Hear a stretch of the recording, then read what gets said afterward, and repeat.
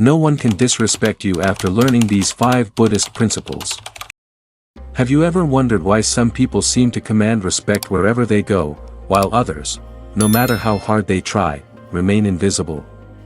What is the key that makes some individuals magnetic and respected, while others are often overlooked or dismissed? The surprising truth is that true respect is not about your status, your wealth, or your outward accomplishments. It's about something much deeper, something that can transform your life, regardless of your circumstances. In today's video, we'll explore 5 profound Buddhist principles that will teach you how to cultivate the kind of inner strength and presence that automatically commands respect. These aren't just tips for getting attention. They're the building blocks for creating a life filled with dignity, admiration, and authentic connection. Stick with me until the end, because you're about to uncover timeless wisdom that can completely change the way you navigate your relationships and how you see yourself. Don't miss out on these transformative insights. The story of Peter, an ordinary man with an extraordinary lesson. Once, hidden beneath the gentle arms of green hills, there breathed a village so still it seemed to meditate with the earth. Among its humble homes lived a young man named Peter, quiet, kind, and modest in all he did. He owned little, boasted less, and yet held a heart richer than many who flaunted wealth, but society often sees with clouded eyes. When Peter walked among his friends, the villagers greeted the others with nods and warm smiles. They listened to their words with eager faces. But Peter, he was passed by like a breeze too soft to notice. His words were treated as afterthoughts. His presence, a shadow cast by others' light. Imagine the pain of being good, but unnoticed. Of having a voice, but never being heard. What Peter suffered is a timeless wound known to saints, sages, and even kings in disguise. Siddhartha Gautama himself, before becoming the Buddha, was ignored by teachers who saw only a prince, not a seeker. And when Mahatma Gandhi first tried to board a train in South Africa, he was thrown out, not because of his actions, but because the world had not yet learned to see his worth. Like Peter, they too were overlooked, until they decided not to seek respect, but to embody it. One evening, overwhelmed by sorrow, Peter wandered alone to a river that shimmered beneath the moonlight like a ribbon of peace. As the current whispered ancient secrets, he stared into the water, not to see his reflection, but to search for meaning. Why do they treat me this way? He asked the silence, what have I done to deserve such disregard? The water offered no reply, only ripples, but sometimes, silence is the beginning of awakening. Peter stood and turned toward the mountains, toward solitude, toward wisdom. The path to the monastery was steep and winding, carved not just into stone, but into the soul of every seeker who had walked it before. That path, though physical, symbolized the first and most difficult journey, the decision to rise from despair and walk toward truth, and truth, he would soon discover, was not found in being liked. It was found in being whole. When Peter arrived, the air inside the monastery was heavy with incense and presence. The old monk sat unmoved, eyes closed, like a still lake untouched by wind. Around him gathered people from every walk of life, merchants, laborers, children. Even warriors, all yearning not for possessions, but peace. Peter waited. And when the monk opened his eyes, it was as if the sun had touched the world again. Peter fell to his knees. His tears were not weakness. They were the honesty of a soul stripped bare. I try so hard, he whispered. I hurt no one. I only want to be heard. To be seen. To be respected. But I am invisible. Even to those I love. The monk, with a gaze deeper than oceans, simply smiled, and with that smile, he shattered the illusion Peter had carried for so long. Child, the monk said, respect is not something others give you. It is something you awaken within yourself. No one can diminish your worth without your silent permission. You wear your self-doubt like a robe, and so the world bows not to you, but to your uncertainty. In that moment, the river, the silence, the pain, all made sense. Peter had been asking the wrong question. He had asked why others did not respect him. But the true question was, why did he not respect himself? The monk continued, do not fear disrespect. Fear becoming a person so dependent on the approval of others that you forget who you are. This is not mere philosophy, it is Dharma. The Buddha once said, you, yourself, as much as anybody in the entire universe, deserve your love and affection. The foundation of all external respect lies in self-awareness, in equanimity, and in the quiet power of inner dignity. But the monk was not finished. He leaned forward, his voice soft, yet commanding. Let me offer you 5 truths. Not as commandments, but as mirrors, so you may see yourself clearly, and walk the world not with pride, but presence. What followed were not just teachings, they were life anchors. Rooted in ancient wisdom, yet reborn through Peter's pain. Each one, a doorway to transformation. Before we explore them, let us remember this, in a world obsessed with noise, stillness becomes power. In a world that worships appearances, authenticity becomes sacred. And in a world where many seek to be heard, few dare to truly listen to themselves. Peter was about to learn how. Lesson 1, learn to say no. The monk's first teaching emerged not like a thunderclap, but like a breeze that shifts the direction of the soul. To be respected, you must first become the guardian of your own time, your own energy, your own truth, he said, and that begins with a single word, no. At first glance, it may seem unkind, almost selfish, to say no. Many are conditioned from childhood to associate agreement with goodness. We become addicted to approval, mistaking obedience for virtue. But this is a dangerous illusion. Every time you say yes to something that betrays your own boundaries, you are quietly telling the world, my needs don't matter. This is not humility. It is self-erasure, in the teachings of the Buddha. We are not called to sacrifice ourselves endlessly. We are called to balance, to follow the middle way, a path that dances between indulgence and self-denial. Always saying yes is not compassion, it is spiritual exhaustion dressed in politeness. Even the bodhisattvas, embodiments of compassion, are not without discernment. They extend a helping hand, yes, but never at the cost of their clarity or inner peace. A candle cannot light another if its own flame has burned out.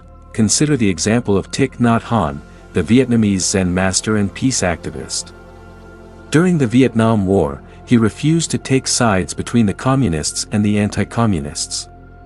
Both sides pressured him, accused him, demanded allegiance. But he said no. Not from hatred, but from rootedness in truth. He chose not to betray his ethics just to appease the noise of the world. And through that powerful refusal, he earned the quiet respect of millions across generations. In the same way, when Peter learned to say no, not with anger, but with grace, something shifted. People began listening. Not because he was louder, but because he became clear, and clarity, in this confused world, is magnetic. A monk once said, the person who does not value their time is like a pot with no bottom. Whatever respect you pour into it, will leak away. To be respected, you must become whole. And to become whole, you must learn the art of refusal. Try this practice. The next time someone requests your help, pause. Place your hand on your heart and ask, will saying yes nourish my spirit, or drain it? If the answer is the latter, respond with kindness, I wish I could, but I must honor my limits. This is not selfishness. It is spiritual responsibility. For every no you offer to others, you say a deeper yes to your inner peace, your sacred time, and your evolving self, and that, more than anything else, is the birthplace of genuine respect. Lesson 2, stop complaining. Complaining is like drinking salt water, you quench nothing and only become thirstier for pity. That was the monk's second lesson. And though it seemed gentle in tone, it struck Peter like a bell ringing in an empty valley. Stop complaining. At first, Peter felt a twinge of resistance. Wasn't it healthy to share your burdens? Wasn't it honest? But the monk clarified, yes, speak your truth. But do not confuse vulnerability with victimhood. There's a delicate yet powerful distinction. Vulnerability invites connection. Complaining, however, when habitual, repels it. Why? Because chronic complaining is not a cry for help, it's often a demand for attention, a subtle performance of powerlessness. And powerlessness, if worn like a uniform, does not earn respect. It attracts sympathy at best, discomfort at worst, and often avoidance. Buddhist insight, the fire sermon, in the Aditaparaya Sutta, or the fire sermon, the Buddha describes how the senses, the mind, and all conditioned phenomena are burning with greed, hatred, and delusion. Complaining is one expression of that burning. It keeps the fire alive. Instead of observing the flame with mindfulness, the complainer feeds it with dry wood, stories of how the world has wronged them. The Buddha didn't ask his disciples to deny their pain. He asked them to transform it, through right speech, through clarity, through insight, historical reflection. Marcus Aurelius, the Stoic emperor, though not Buddhist, the Roman emperor Marcus Aurelius lived by a principle strikingly similar. In his Meditations, written during war, disease, and betrayal, he wrote, "You have power over your mind, not outside events. Realize this, and you will find strength." Despite carrying the burden of an empire, Aurelius rarely complained. He turned suffering into contemplation. That's why his words outlived his rule. He chose reflection over reaction, and through that restraint, he gained quiet authority. Complaining is not strength. Complaining is repetition of suffering. Peter began to see this clearly. Each time he whined about being ignored, about being unseen, he was reinforcing the very identity of a person who was invisible. It wasn't just the world overlooking him, he had overlooked his own agency. Practical wisdom, shift from lament to liberation. Try this for 7 days. Every time you feel the urge to complain, don't suppress it, transform it. Ask, what is the hidden need beneath this complaint? Then take a breath, and reframe it into a statement of power. Instead of, "No one ever listens to me," say, "I am learning to speak in a way that commands presence." Instead of, "Life is so unfair," say, "Life is teaching me how to rise through challenge." You're not silencing yourself, you're refining yourself. Because in truth, when you stop complaining, you stop scattering your energy. You stop seeking external saviors. And instead, you begin to embody quiet resilience, the kind that makes others pause, listen, and respect. Respect does not grow in the soil of blame, it grows in the still, fertile silence of accountability, and that is when your words, few, but full, begin to carry weight. Lesson 3, don't always be available. Even the sun disappears each night, and that is why we still long for its light. That was the monk's third lesson, wrapped in calm but radiant wisdom. Do not always be available. To Peter, this idea felt strange at first. He had been raised to believe that loyalty meant presence, that being reliable meant being constantly on call. He thought that always showing up would make others value him more. But life had shown him a different truth. The more he gave, the less people appreciated his time. The more he showed up, the more they walked past him. And slowly, his presence had faded into the background like a forgotten song. The monk explained gently, when you flood the world with your presence, you dilute your essence. True presence is like perfume, subtle, rare, and remembered. In Buddhist thought, this concept aligns with the teaching of Viraja, detachment. But detachment is not coldness. It is not bitterness. It is not rejection. It is the art of stepping back with grace. It is knowing when to engage, and when to simply be. Detachment is the elegance of restraint, the wisdom of not needing to be everywhere for everyone all the time. Even Avalokiteshvara, the Bodhisattva of infinite compassion, does not answer every cry at once. His 1,000 arms represent vast availability, yes, but they are not flailing in panic. They move with purpose, with intention. He listens. But he also waits. And in that waiting lies wisdom. History, 2. Whispers the same truth. During the Tang dynasty, Emperor Taizong, one of the most admired rulers in Chinese history, would often vanish from the daily court. Not in secrecy, but in discipline. He would retreat into quietude, away from endless requests, letting silence speak in his place. His ministers learned to choose their words more carefully. They approached him not with demands, but with reverence. Because absence, when intentional, awakens respect. And respect, once awakened, deepens every presence that follows. Think of a temple bell. It does not ring with every breeze. It waits. And when it does sound, the mountains pause to listen. That is the power of rarity. When you are always available, people stop noticing you. But when you appear with intention, like the bell, you command attention without asking for it. Peter realized this was not about playing games or becoming aloof.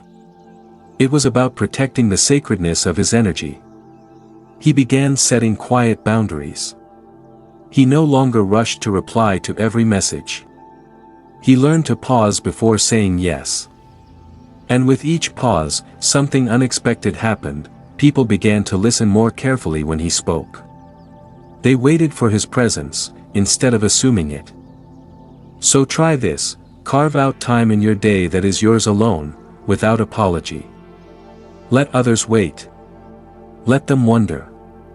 Because when you return, fully present and clear-eyed, your presence will feel like a gift, not a given. You are not a servant of the world's noise. You are the keeper of your own presence. And presence, when offered with intention rather than obligation, becomes magnetic. Let your absence speak. Let your silence echo. That echo, in time, will become your respect. Lesson 4. Be true to your word. Peter's fourth lesson was perhaps the most empowering of all: keep your word. In a world where promises are often made carelessly, and commitments are treated as optional, this lesson feels like a beacon of light. To speak the truth is not simply a matter of moral duty, it is the foundation upon which trust is built. And in the fabric of human relationships, trust is the thread that holds everything together. In Buddhism, sila, or virtue, stands at the core of ethical conduct. It isn't merely a set of rules but a force that shapes one's very essence. The second of the 5 precepts is clear: abstain from false speech. It's not a suggestion, it's a path to spiritual clarity and power. When you speak the truth, you become a vessel of purity, and the vibrations of your honesty resonate beyond mere words. Consider the teachings of the Buddha himself. His words were so revered, not because he spoke in grand, philosophical tones, but because every word he uttered aligned with his actions. He didn't promise peace, he embodied it. His followers didn't merely listen to his words, they saw the manifestation of those words in his every action. Take a look at the great Mahatma Gandhi. His life was a testament to this principle. Gandhi's ability to inspire millions did not come from lofty speeches, but from the unwavering commitment to his promises. When he said he would fast for a cause, the world watched, knowing he would not waver. When he pledged to fight for India's independence, he did so with integrity. His word was his bond, and in keeping it, he garnered respect not just from his followers, but even from those who opposed him. And this is the essence of true power, not the force of authority, but the strength of consistency. Your word is like a seed. Every time you speak truthfully and follow through on your promises, you plant that seed in the soil of trust. With patience and care, it grows into a mighty tree of respect, real-world application. It's simpler than it sounds. If you say you'll help someone, help them. If you commit to a project, show up with your full self. Don't overextend yourself with empty promises. The power lies not in speaking endlessly, but in speaking and doing. The simple act of showing up, on time, with integrity, becomes a rare gem in a world filled with empty words. There's a quiet magnetism that surrounds those who honor their commitments. When your actions consistently reflect your words, people begin to trust you in ways that transcend spoken agreements. They know that when you promise something, it will be done, not because you are obligated, but because you embody the very spirit of your word. Respect doesn't come from flashy gestures. It comes from the quiet, steady rhythm of integrity. It is built over time, brick by brick, each brick a moment where your actions align with your words. And in that alignment, you not only earn respect but wield a quiet power that is impossible to ignore. People will begin to look to you as a pillar of strength, not because you demand it, but because your consistency has woven a fabric of trust that others naturally gravitate toward. Your word is your soul's echo in the world. Make it resonate with truth. Lesson 5: Rise above poverty with inner richness. Peter's final lesson was profound, yet incredibly liberating. Rise above poverty with inner richness. Poverty is often seen as a physical state, a lack of money, food, or material wealth. But in the world of Buddhist wisdom, poverty is not merely an external condition, it's often a reflection of internal scarcity. True poverty is not just a lack of resources, but the absence of self-worth and inner abundance. And this, in the eyes of others, can lead to disrespect. When we don't value ourselves, others are less likely to value us as well, but the monk's lesson wasn't about condemning the poor. It was about recognizing the potential for transformation that lies within each individual. Society may equate wealth with value, but inner wealth, comprising dignity, skill, and virtue, transcends material possessions. It is this kind of wealth that shapes the respect you receive, irrespective of your external circumstances. The Buddha's teachings on right livelihood within the Eightfold Path offer deep insight into how we can align our actions with our inner values. Right livelihood encourages us to choose professions or ways of life that are not only ethical but also contribute to the well-being of society. When you live in alignment with your values, acting with honesty, integrity, and compassion, you build not just material security but also a reputation of honor and respect. Wealth, when acquired this way, is a natural byproduct of inner richness. Consider the life of the great Tibetan sage, Milarepa.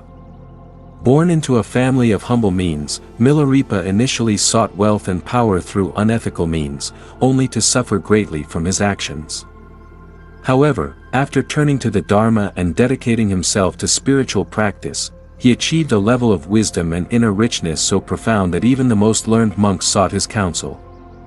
Despite having nothing in terms of material wealth, Milarepa was revered as one of the greatest Tibetan saints, proving that true wealth is born from wisdom and virtue, not from worldly possessions. Another real-life example comes from the life of the philosopher Socrates, who was famously poor in material wealth but incredibly rich in intellectual depth. Socrates lived a life of simplicity, often seen wandering the streets of Athens in threadbare clothes, yet his mind was a treasure trove of wisdom. His legacy is not one of financial prosperity, but of profound respect earned through the richness of his thoughts, ethics, and contributions to the world. Socrates' life reminds us that it is not what we own, but who we are that defines our true worth. So, what does this mean for you? The monk's advice was clear: invest in yourself. Cultivate wisdom, skill, and virtue. This is your true wealth. The more you develop your mind, the more you enrich your soul. The more you honor yourself with self-respect and dignity, the more the world will respond in kind. Inner wealth radiates outward, shaping your interactions, your reputation, and ultimately, your reality. Invest in learning, grow your mind, and develop the qualities of kindness, patience, and integrity. As you cultivate your inner richness, the external world will begin to reflect it. Like a gemstone that reveals its brilliance when polished, your inner wealth will attract respect and open doors in ways that material wealth never could. You don't need to be rich to be respected, for respect is not earned through possessions, but through the richness of the heart and mind. True wealth is not found in gold or silver, but in the quality of your thoughts, the depth of your wisdom, and the kindness you show to others. Peter's transformation, from invisible to respected. Peter's transformation was nothing short of remarkable. He began with a single, profound shift. He stopped saying yes to everything. No longer did he sacrifice his time, energy, and peace to please others. Instead, he learned to say no with grace, recognizing that his own well-being was just as important as helping others. This change alone brought clarity to his life, enabling him to devote himself more fully to his own growth. Then, he embraced the power of silence. No longer did he complain about the burdens he carried. He understood that complaining was nothing but an outward expression of inner turmoil, a call for attention that drained his energy and respect from others. Instead, he chose to face his challenges with quiet dignity. When obstacles arose, he met them with a calm resolve rather than a bitter word. People no longer saw him as a burden or a complainer, they saw him as someone who could rise above difficulties with grace. Peter also learned the art of creating space. He didn't jump at every opportunity, every request, every invitation. Instead, he cultivated a sense of rarity in his presence. He was not available at every beck and call, and because of this, when he did appear, his words carried weight. His presence became something to be valued, not taken for granted. People began to look forward to his thoughts, his advice, his company. And they no longer took his time or energy for granted, but most importantly, Peter learned the profound power of integrity. His word became sacred. When he said he would do something, he did it. When he made a promise, he kept it. Slowly but surely, he built a reputation not just for being reliable, but for being true to himself. His actions and words aligned, and in this alignment, his self-respect grew. And when people saw that he respected himself, they began to respect him in turn. In his quest for self-improvement, Peter didn't just work on his external life, he also dedicated himself to his mental and spiritual well-being. He read, he meditated, he sought wisdom from those wiser than him. Little by little, he worked his way out of poverty, not just financially, but in the way he viewed himself. His self-worth skyrocketed as he started seeing himself as a valuable person, worthy of respect and dignity. As he grew in confidence, so did the respect from others. Friends who had once overlooked his opinions now sought his counsel. Family members who had ignored his wisdom now listened intently when he spoke. Even strangers, sensing his newfound inner wealth, began to treat him with admiration and reverence. He had become someone whose presence commanded respect, not because he demanded it, but because he earned it through consistent actions and unwavering self-respect. Peter's transformation was a testament to the power of self-mastery.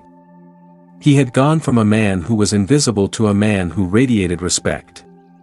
His story proves that when we respect ourselves, when we live with integrity, when we honor our words and our boundaries, the world follows. Respect is not something we can chase or demand, it is something we cultivate within ourselves, and the world reflects it back. Through his journey, Peter became the embodiment of the Buddhist teachings on self-respect, proving that inner wealth is the foundation upon which outer respect is built. He didn't need to change the world around him, he changed himself, and in doing so, the world around him changed too. Your path, how to become respected in a noisy world. Peter's journey holds profound lessons for all of us, especially in today's world, a world where noise, distractions, and ego-driven pursuits dominate every corner of our lives. But true respect doesn't come from loud gestures or constant availability. It comes from something deeper, something quieter. To become truly respected, learn to say no, not with guilt, but with grace. Every no you offer is not a rejection of others, but an affirmation of your boundaries. It's a statement that you value your own time, energy, and peace. The Buddha taught us the middle way, where balance prevails. Saying yes too often dilutes your worth, while saying no creates space for what truly matters. When you choose your commitments carefully, you become someone whose time is not taken for granted but cherished. Speak less, but speak with purpose. Complaints are the voice of ego, an ego that seeks sympathy, that craves attention, that wallows in suffering. By silencing this voice, you free yourself from the chains of negativity. In Buddhism, right speech is a core principle.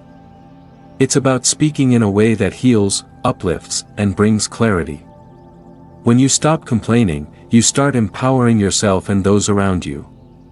As the ancient saying goes, words are the gateway to the mind. Choose them wisely, set boundaries. Don't be at everyone's beck and call. The more available you are, the less your presence is valued. This is not selfishness, this is wisdom. In the same way that the rarest gemstones hold the most value, your availability should be a precious gift, not something offered at every turn. By setting clear boundaries, you give yourself the space to grow, to reflect, and to serve when you truly can. Your presence will become more powerful, and people will learn to respect it. Let your word be sacred. This is perhaps the most profound lesson of all.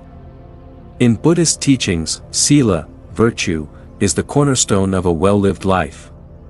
It's not just about avoiding lies, it's about aligning your actions and words with your deepest truths. When you commit, do it. When you promise, deliver. Integrity isn't just about doing the right thing, it's about becoming the kind of person whose words are as unshakable as the mountain. People will respect you because they know you can be relied upon, not just in good times, but in every moment. Cultivate inner richness. This is the essence of true self-worth. The world may not always value you for your bank account or your possessions, but it will always respect you for your wisdom, your character, and your virtue. As the Tibetan farmer in the story demonstrated, even without material wealth, a person with inner richness attracts admiration, respect, and influence. Invest in your mind, your skills, and your spirit. This is the wealth that no one can take from you, and it will always reflect in the way others treat you. These principles are not mere tricks or tactics to manipulate others. They are shifts at the very core of who we are. They come from a place of self-awareness, wisdom, and understanding. They are rooted in timeless Buddhist teachings and have been proven throughout history.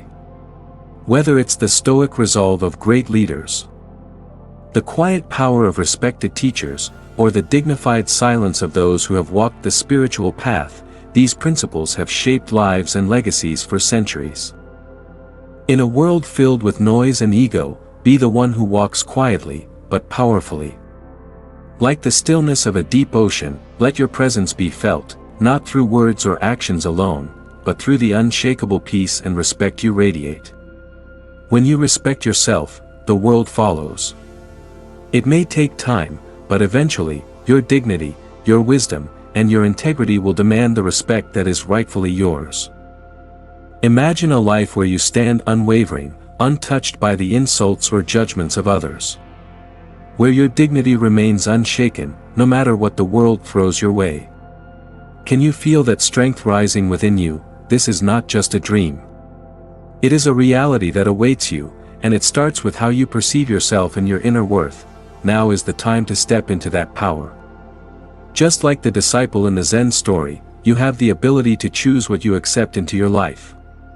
Will you accept the gifts of negativity and insult, or will you leave them where they belong, with those who offer them? Take action today. Choose one small step to align yourself with unwavering self-respect. Will you set a boundary with someone who disrespects you? Will you refuse to internalize their words? Whatever it is, start now. Join our community of empowered individuals committed to walking a path of inner strength. Subscribe, engage with us, and share how you're implementing these principles into your life. Together, we are building a movement of respect, rooted in Buddhist wisdom, where no insult can touch us. Remember, your self-respect is your greatest gift. Protect it, nurture it, and let it shine brightly for the world to see.